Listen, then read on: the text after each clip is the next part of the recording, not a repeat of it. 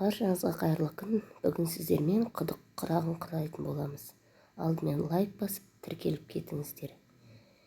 Енді бізге құдық құрағын құрау үшін шыт мата және ортаға көз мата 4x4 размерде, сосын 2 түрлі мата 2,5 сантиметрден. Сонымен қатар қайшы, сызғыш, ручка керек. Енді бірінші құрағымызды бастамас бұрын осылай сызып аламыз. Бұл дегеніңіз біздің құрағымыздың түзу шығуына көп көмегін тигізеді. Енді жаңағы көз матамыз размері 4x4, соны бірдей етіп жаңағы бұрыштары сызған сызғымызға келетіндей етіп орналастырып аламыз. Сосын тігіп шығамыз. Бірінші өзін тігіп шығамыз. Матамыз газ тіккенде жылжып кетпес үшін. Енді сыр матадан бастаймыз. Түгін төмен қаратып, айналдыра осы бір түстен тігіп шығамыз. Лапка бойына алуды ескереміз.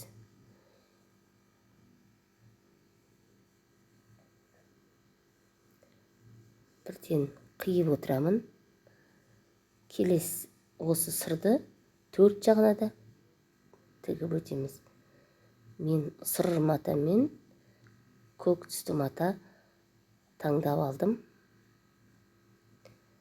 Өткенде бірнеше сабақтарымда дәл осындай шиғырақтың түрлерін көрсеткен болатынмын.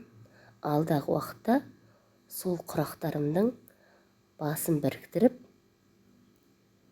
көрпенің бетін құрауды, яғни құраған шиғырақтарымды басын біріктіруді келесі сабағымда көрсететін боламын. Сырымызды айналып шықтық.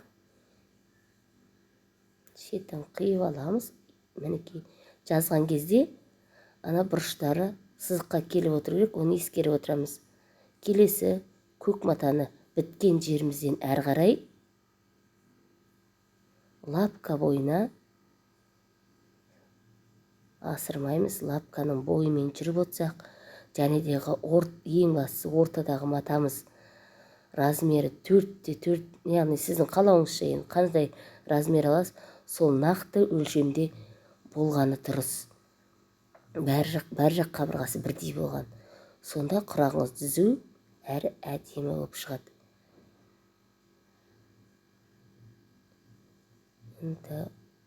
Бұл құрақ өте қыз жасауына бір үлкен сән беретін құрақтардың бірі. Осындай табақшалардың бірнешеуін құрап басын біріктіре келе өте күрделі құрақ көрпе шығады.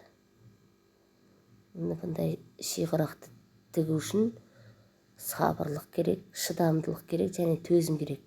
Міне көкпен айналып шықтым. Көріп тұрғандарыңыздай, ана сызып қойған сызығымызға әр бұрышы келіп тұр. Оны да ескеріп отырыңыздар.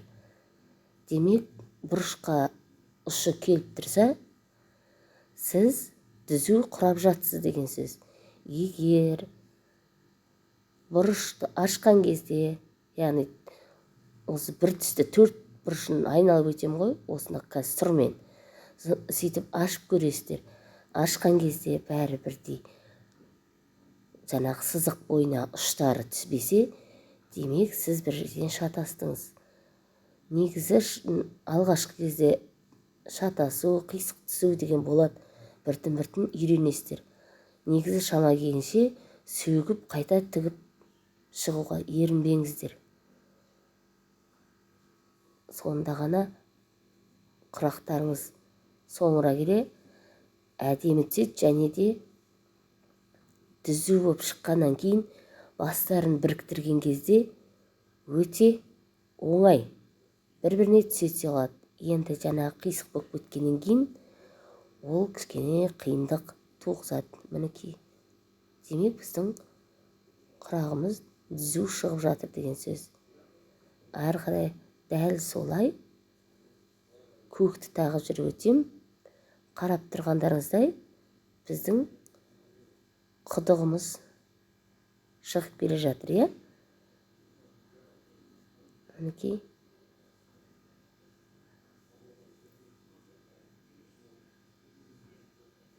Дәл осылай көктің екіншісін, дәл солай үшінші, төртінші қатарын жүріп өтетін боламыз. Лапкаңыздың салғанда көз мөлшермен ауытқымай түзу алып отырыңыз лапка бойымен.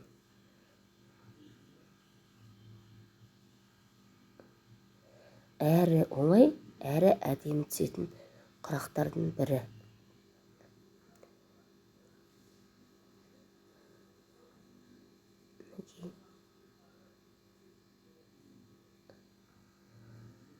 Бұл кезде мінекей көріп тұрғандарыңыздай төрт бұрышы түзу. Енді соңғы қатар сыр түсті айналдырып шығам.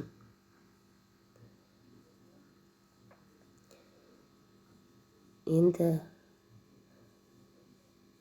мен астыңғы матамды кішкене артықтап алам, 1 сантиметрдей. Сол кезде